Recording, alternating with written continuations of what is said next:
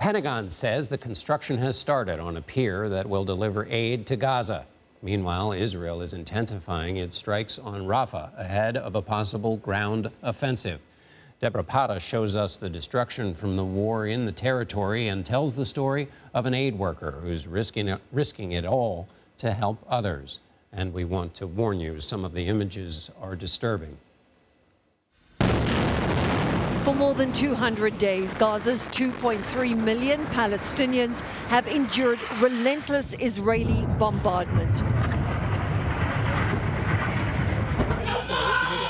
More than 34,000 people have been killed, mostly women and children.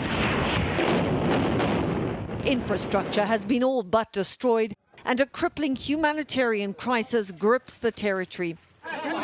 Images over the weekend of tiny Sabrina Al-Roo, born 10 weeks too early, fighting for her life after being saved from her dying mother's womb in Rafah, prompted fresh global outrage.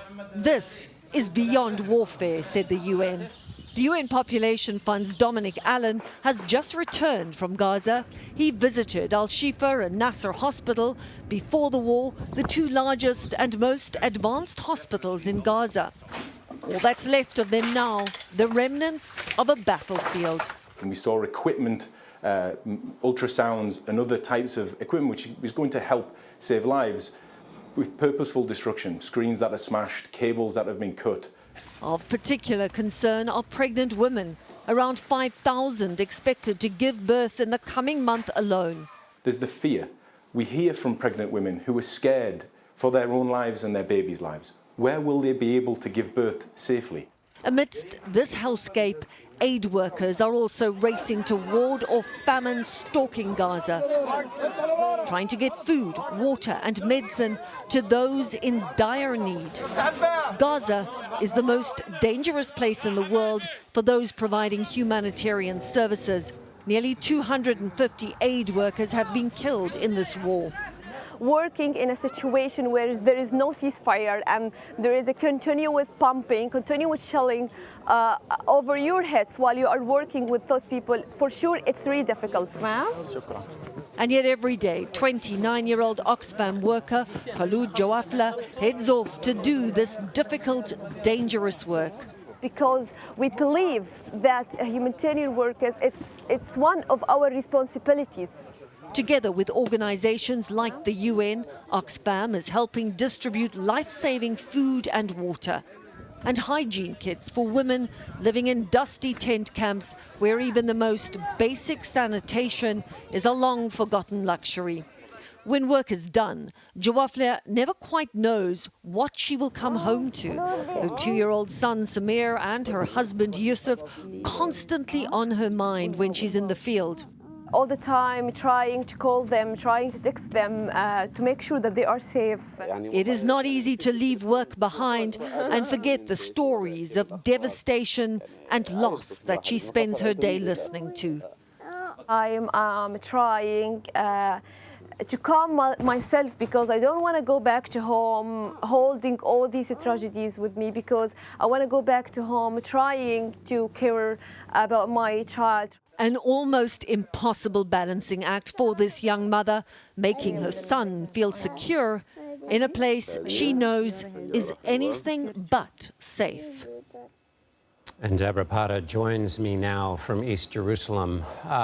What a story, Debora.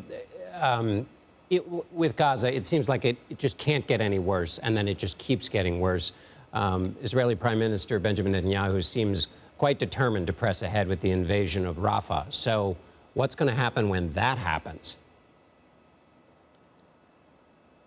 Well, John, that is, of course, what has many global leaders and aid organizations really worried. The latest being the G7, which said a Rafah invasion would have catastrophic consequences if it went ahead. It's been said so often, but I think it bears repeating over and over again, that more than half of Gaza's 2.3 million Palestinians are sheltering in Rafah.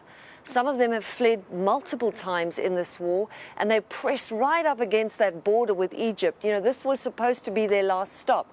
And you saw the levels of destruction on our report. There is nowhere to go, and there is nothing to go to. Parts of Gaza are unrecognizable. And into this mix is the fact that the World Food Programme said this week that half of Gaza's population is starving. Not on the brink of starvation, they are starving. And even with more aid coming in, it's a drop in the ocean. Now, if that invasion goes ahead, it is going to hamper aid work, which is still problematic, still being held up, still having difficulty reaching the north and the areas where there is the most dire need. And yet Benjamin Netanyahu has brushed off these global concerns, John. And, you know, as always, he's hell-bent going it alone and seems to be pressing ahead and giving indications that that could happen anytime soon. So there's real fear for those people in Rafah right now, John. Hamas is still holding Israeli hostages in Gaza somewhere. Has there been any progress, or where do things stand with respect to the negotiations for the release of those hostages as it goes on, as it stands right now? Well, you know, yesterday we saw a Hamas propaganda video surface. It showed 23-year-old Hirsch Goldberg-Pollen speaking with an amputated arm. That was an injury he sustained during the October 7th attack, trying to protect friends.